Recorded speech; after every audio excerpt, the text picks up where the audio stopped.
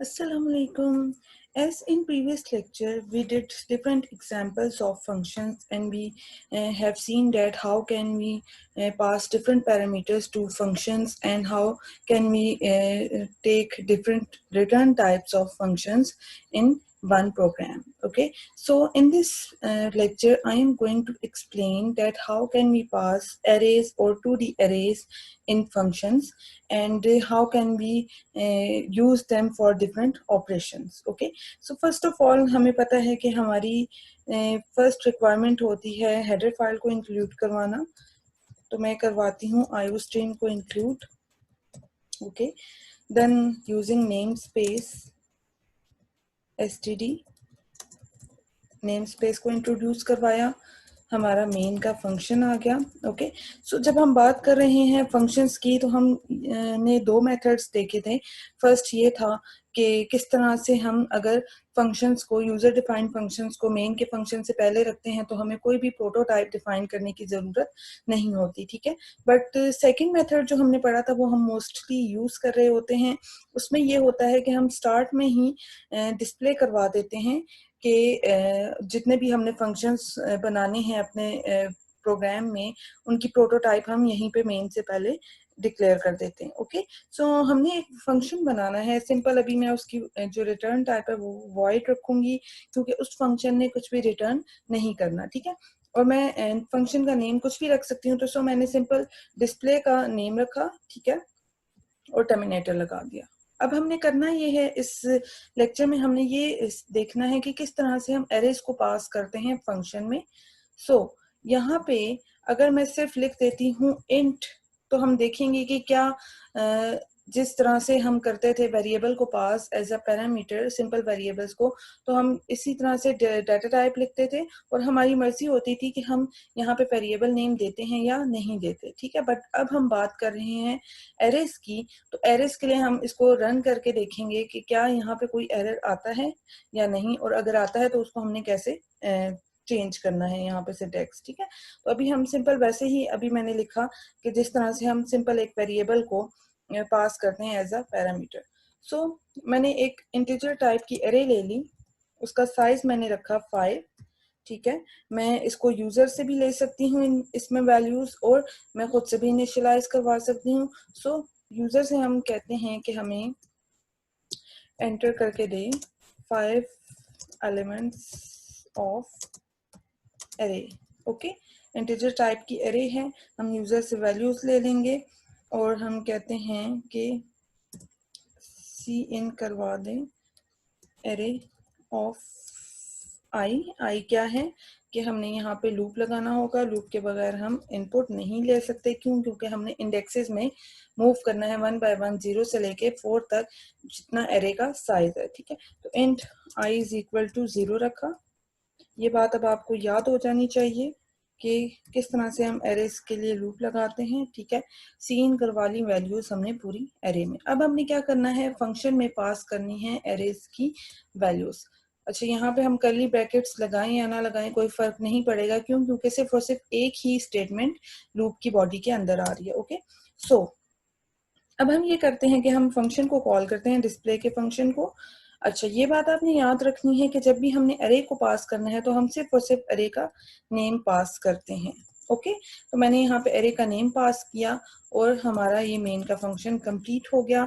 अब हम आ जाते हैं अपने वॉइड डिस्प्ले के फंक्शन में. ठीक है, अच्छा, पहले हम क्या करते थे कि अगर हमने कोई पैरामीटर पास करना है तो हम क्या करते थे, सिंपल जहाँ पे हमने वैल्यू लेनी है यहाँ पे हम क्या करेंगे, एक वेरिएबल कोई भी डिक्लेयर करवा देंगे इंटीजर टाइप का. अगर हम सिर्फ और सिर्फ क्या पास कर रहे हैं, एक इंटीजर टाइप का वेरिएबल पास कर रहे हैं जहाँ पे हम फंक्शन को कॉल कर रहे हैं यहाँ से. ठीक है, बट अब हम पास कर रहे हैं एक एरे को, तो एरे के लिए हमें यहाँ पे क्या डिफरेंस लाना पड़ेगा, यहाँ पे हमें मेंशन करना पड़ेगा एरे का साइज विद स्क्वायर ब्रैकेट्स.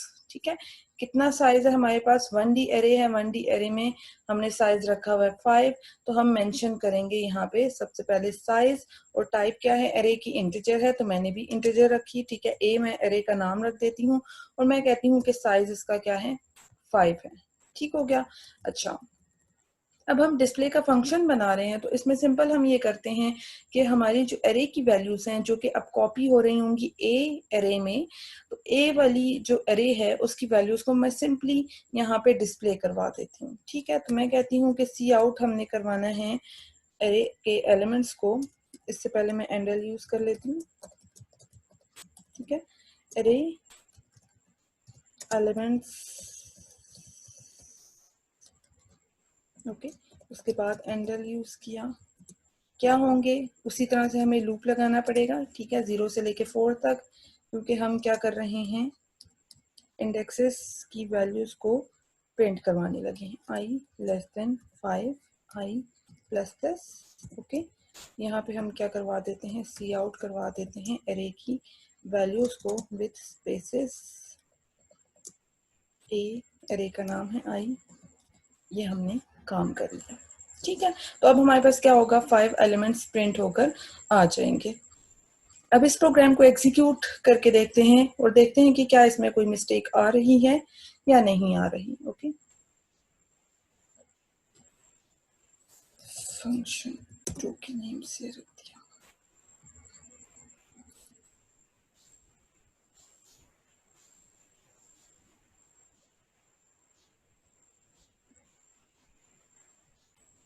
अच्छा, अब आप यहाँ पे देख सकते हैं कि हमारे पास एरर आ रहा है। क्या एरर आ रहा है, invalid conversion from int to int. अच्छा, ये अब क्यों आ रहा है, क्योंकि हमने क्या किया था, जब हमने सिंपल वेरिएबल्स की बात की थी तो हम यहाँ पे क्या करते थे, सिर्फ एक जो है डाटा टाइप बता देते थे, जितने भी हमारे पास पैरामीटर्स होते थे, या साथ में हम वेरिएबल नेम हमारे पास ऑप्शनल था, हम लिखें या ना लिखें। ठीक है, अब हो क्या रहा है कि कंपाइलर इसको कंसिडर कर रहा है कि डिस्प्ले के फंक्शन में सिर्फ और सिर्फ एक इंटीजर टाइप का वेरिएबल आएगा। क्यों, क्योंकि हमने कोई भी डिफरेंस यहाँ पे क्रिएट नहीं किया एरेज के लिए।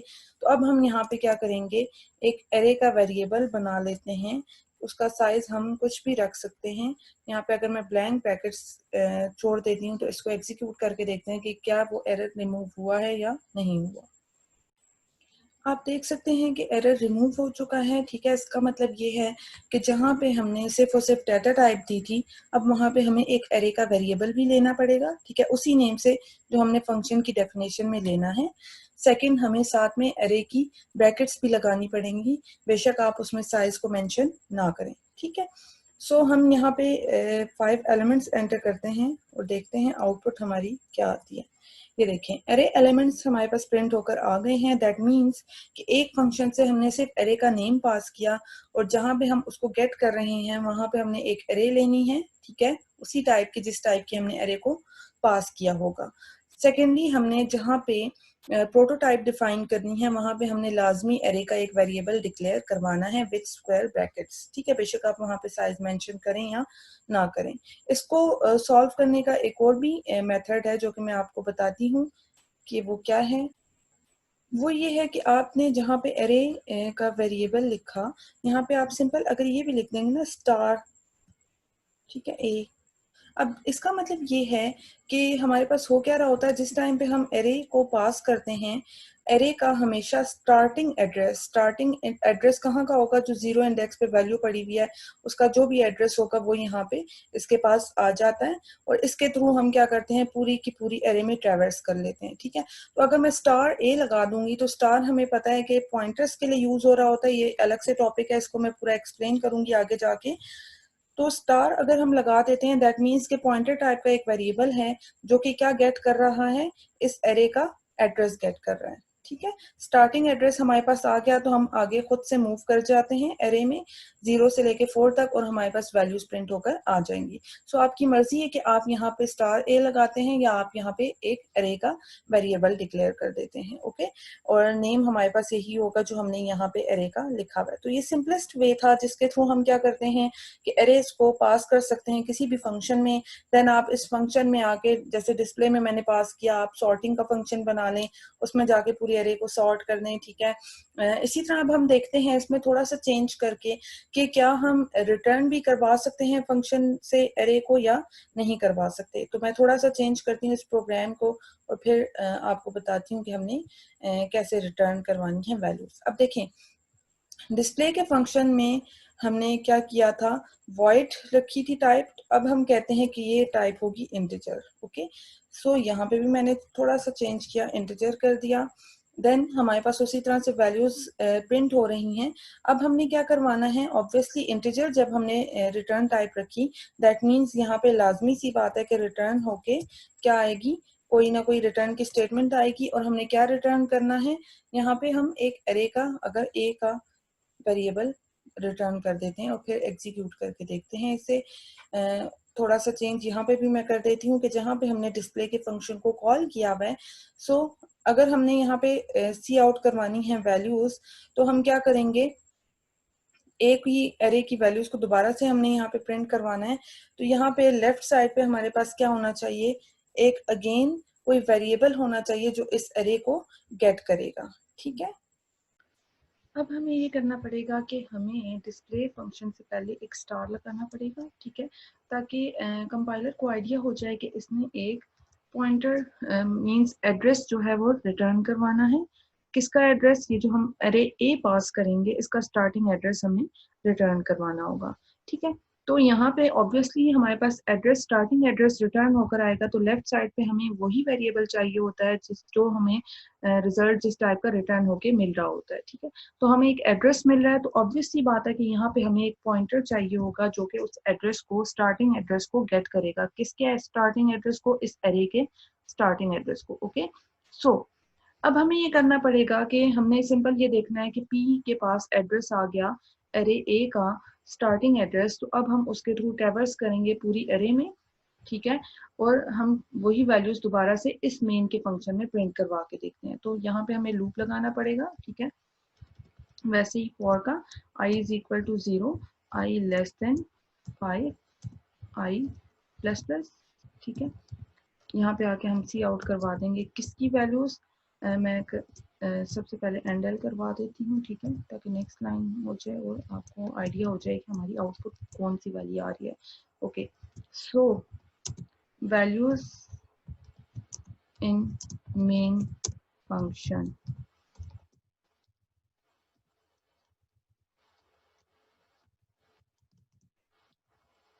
की वैल्यूज हमने प्रिंट करवानी है। हमने आगे मतलब 0 एड्रेस से लेके आगे ट्रैवर्स करते जाना है, तो मैं कहती हूँ P ऑफ I। ठीक हो गया, तो अब हम इसको एग्जीक्यूट करके देखते हैं और देखते हैं हमारी आउटपुट क्या आनी चाहिए और क्या आ रही है। आउटपुट हमारे पास इस तरह से आएगी कि इसके थ्रू हम एलिमेंट्स ले लेंगे यूजर से। ठीक है, जैसे ही डिस्प्ले का फंक्शन कॉल होगा हम यहाँ पे आ जाएंगे। यहाँ पे हमारे पास वही वैल्यूज दोबारा से सी आउट होंगी। अगेन हमने उस एरे का एड्रेस दे दिया, रिटर्न करवा दिया, स्टार्टिंग एड्रेस P के पास आया। ठीक है, तो अब P के थ्रू हम दोबारा से वही वैल्यूज प्रिंट करवा रहे हैं मेन के फंक्शन में। दैट मीन्स हम ये देख रहे हैं कि किस तरह से एरे की वैल्यूज हम रिटर्न करवा सकते हैं। ठीक है, तो एग्जीक्यूट करके देखते हैं इस प्रोग्राम को, तो इसकी आउटपुट मैं आपको शो करवाती हूँ।